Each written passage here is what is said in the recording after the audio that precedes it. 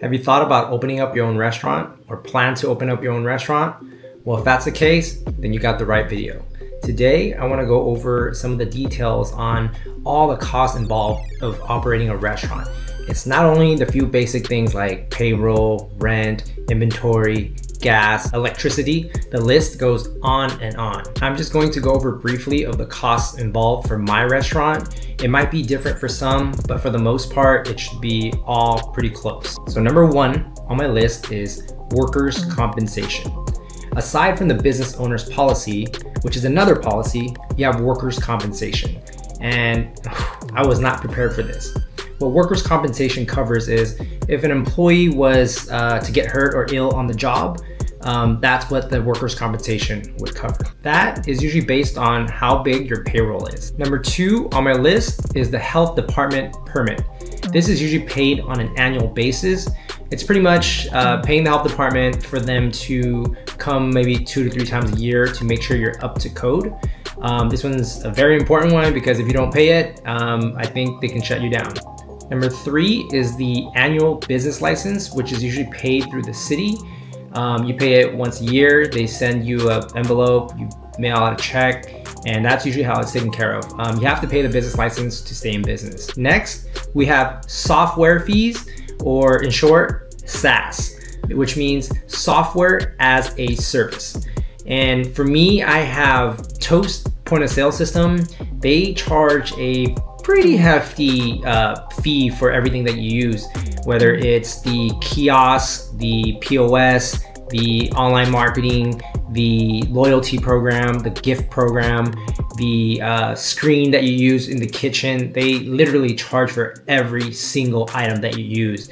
And that's where a lot of these big companies make their money, is through these SaaS fees. So before choosing your point of sale system, be sure you know what you're getting yourself into. I do know there are point of sale systems that you can buy right out, and you don't have to pay any SaaS fees. So it just really depends on the type of point of sale system that you want to go with.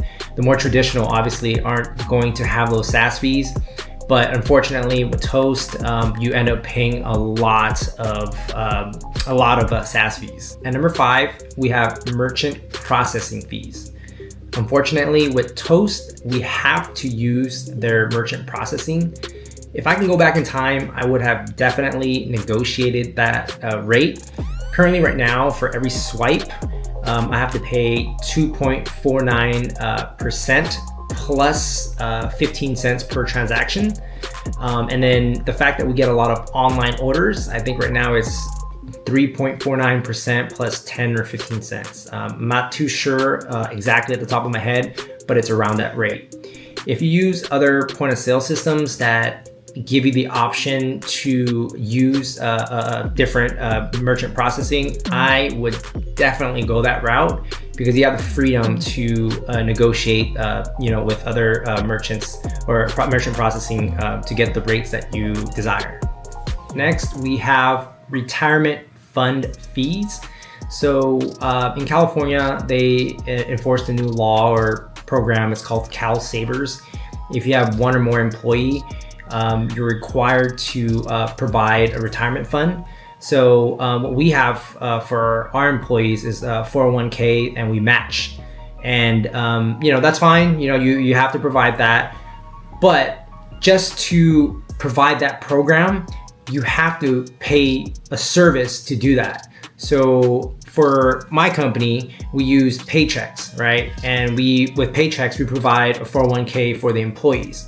But just to have 401k for the employees, you have to pay a separate service, which is paychecks, just to provide 401k. So I hope that makes sense. So it's not as easy as just providing a retirement fund for them. You have to pay a third party just to do it. Okay, so let's talk about payroll.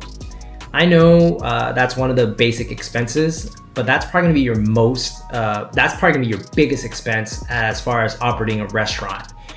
Usually it's about 25 to 30%, and if you're not managing correctly, the labor can go up to 40, 45, 50 if business is slow. So these are things to be prepared for when you're operating a restaurant. And when you have payroll, it's not just paying your employee their wages. There's more involved into that. Just like I spoke last about using a third party. So when you use payroll or when you process payroll, you have to pay a third party just for their service. So for my payroll, I used to use Paychex, which is one of the biggest companies. I had to pay per person, and then you also have to pay like a monthly fee. So you can do it old school, write your checks out, have your accountant, calculate everything for you with the taxes and everything involved. They will probably do it a lot cheaper. But if you're using like a big company to like ADP, Paychex, or whatever, one of those bigger companies, plan to pay more on top of what the payroll is and what the taxes is, because it's a separate fee. All right, so next I'm just gonna go over the daily, monthly, quarterly operating costs to expect.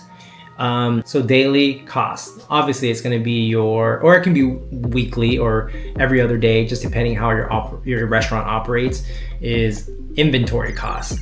That is probably going to be one of your biggest costs. It can be anywhere between 20 to 30%. It falls into the same range as payroll. So yeah, inventory costs, if you can manage it well and keep it at 15 to 20%, you're doing a really, really good job. Now, let's talk about your monthly expenses. The obvious one is going to be rent, of course. You got electricity, you have gas, you have linen services, you have your alarm services. These are all things to be prepared to pay on a monthly basis. Then you have your quarterly cleaning, things like hood cleaning, which I usually do once a quarter, which costs about $500 or $600. And that's for a 10-foot or maybe 12-foot hood. I don't remember, but it just depends how dirty your hood is, how big your hood is, will determine the price, and also depends on the company that's cleaning it. Some charge on a cheaper rate, some charge on a more expensive rate. Another quarterly thing to clean is your grease trap.